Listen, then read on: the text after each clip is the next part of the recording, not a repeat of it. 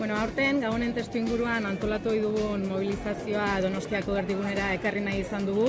Euskal preso, ieslari eta deportatuen etxeratzearen aldeko aldarriak ozen mantentza nahi dugulako kaleetan, salbuespen neurrien amaiera aldarrikatuz ere. Gogoratu behar dugu eta bere ibilbidea amaitu zuela 13 urte igarua dira ere, orainik indarrean jarraitzen dutela salbuespen neurriak, espetxean dauden euskal presoentzat, zein erbestean dauden ieslari eta deportatuentzat.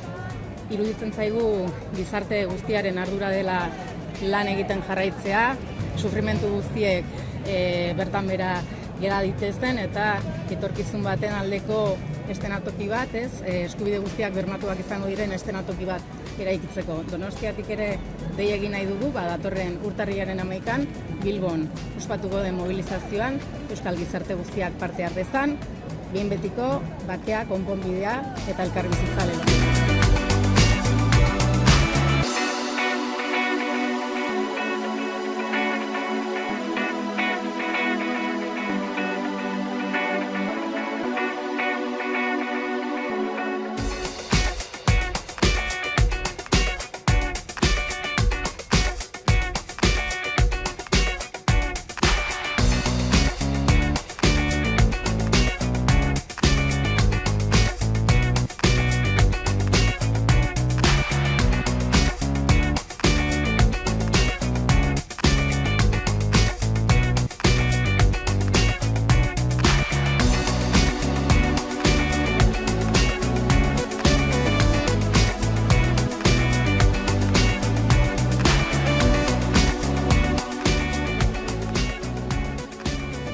Horregatik, eragile sozial eta politikoen, sindikatuen, alderdien eta gizartearen ardura da oro har, etorkizunera begira jarri eta salbuespenekin amaitzea.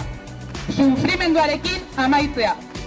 Gatazkaren konponbideari aterabide integral bat eskaintzeko lanean aritzea. Hori guztiagatik elkartuko gara urtarrilaren 11an Bilbon, Lakasillatik hasiko dugun manifestazioan.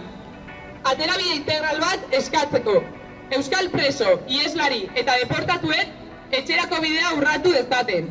Violentzia ezberdinen biktimek egia jakin dezaten. Aitortuak izan daitezen. Finean, Euskal Herriak horrenbeste behar eta merezi duen etorkizunari, elkarbizitzari begira jarri gaitezen. Behin betiko bakea, konponbidea, elkarbizitza. Euskal preso, ieslari eta deportatuak etxera!